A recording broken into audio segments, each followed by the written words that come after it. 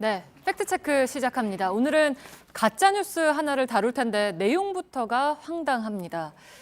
누가 믿겠냐는 생각이 들 정도인데요. 최근 며칠 사이에 급속도로 퍼졌습니다. 이 주제를 정한 이유는 유튜브를 점령한 정치적 의혹들이 얼마나 무책임하게 만들어져서 소비되고 있는지 단적으로 보여준다고 판단했기 때문입니다. 팩트체크팀은 가짜뉴스를 만든 장본인하고 직접 통화도 했습니다. 오대영 기자, 지금 화면에 수많은 글들을 저희가 보여주고 있죠. 네, 불과 일주일 사이에 퍼진 글들을 저희가 다 모아봤습니다. 네. 북한군 헬기가 경기도 용인까지 침투를 했다, 남하했다라는 내용입니다. 방송 직전까지 세어보니까 유튜브 조회는 10만 회 정도였고 포털에 130개 정도의 글들이 트위터를 비롯한 소셜미디어에 수백 건이 공유가 됐습니다. 특히 이처럼 카카오톡으로도 긴급 속보라며 돌고 있습니다. 얼마나 더 많이 퍼졌는지는 추산이 불가할 정도입니다. 네, 사실 뭐 딱 듣기에도 그냥 가짜 같은데 이렇게 확산된다는 거는 그만큼 믿는 사람들 혹은 네. 믿고 싶은 사람들이 많다는 거 아니겠습니까? 포털 사이트에 연관 검색어까지 생길 정도입니다. 네. 이런 가짜 뉴스가 궁극적으로 말하는 바는 우리 군이 다 알면서도 쉬쉬하고 있다라는 겁니다. 사실관계부터 확인을 하면 북한군 비행체, 그중에서도 크고 느린 헬기가 우리 영공으로 들어오면 모를래야 모를 수가 없고 숨길래야 숨길 수도 없습니다. 이륙 단계부터 한미 정찰 자산인 PSI가 정밀 추적을 합니다. 북한 쪽 하늘에 우리가 설정해놓은 전술 조치선이 있습니다. 이걸 넘는 순간부터 매뉴얼대로 공격 태세를 갖추고 군사 분계선을 무단으로 넘어오면 격추를 합니다.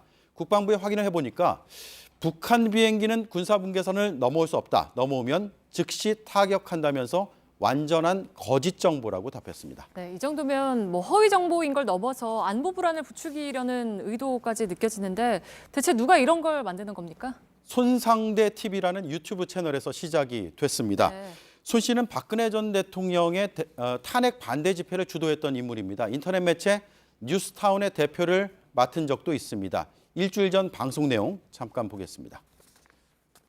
우리나라 사람들이 다른 지역에서도 인공기가 붙은 헬기 6대 정도를 동네 상공에서 직접 목격했다는 제보가 있기 때문입니다. 뒤쪽으로 해가지고 빨간 인공기죠. 예. 인공기라고 하죠. 그 별 모양이 있고. 네, 그러나 아무런 근거도 제시하지 못했습니다. 이 방송 이후에 온라인에서 인공기와 헬기를 합성한 사진까지 등장을 해서 신빙성이 있는 것처럼 확산이 됐습니다. 북한 헬기가 대거 나타난 것이 가짜뉴스인지 확인해달라는 글들도 이어졌습니다. 네, 이 가짜뉴스의 진원지인 손상대 씨하고 직접 통화도 해봤다면서요? 네, 직접 들어보겠습니다. 그 마크가 육안으로 식별할 때 의무 마크가 있대. 그게 잘못 보면 별로 보일 수도 있다고 하는데 인터넷에서 퍼질 때 사실로 확인이 됐다 이런 식으로 퍼져가지고 아니 내가 방송 잘 들어보면 내가 그 얘기를 하고 있다. 이런 것으로 오해를 할 수 있다는.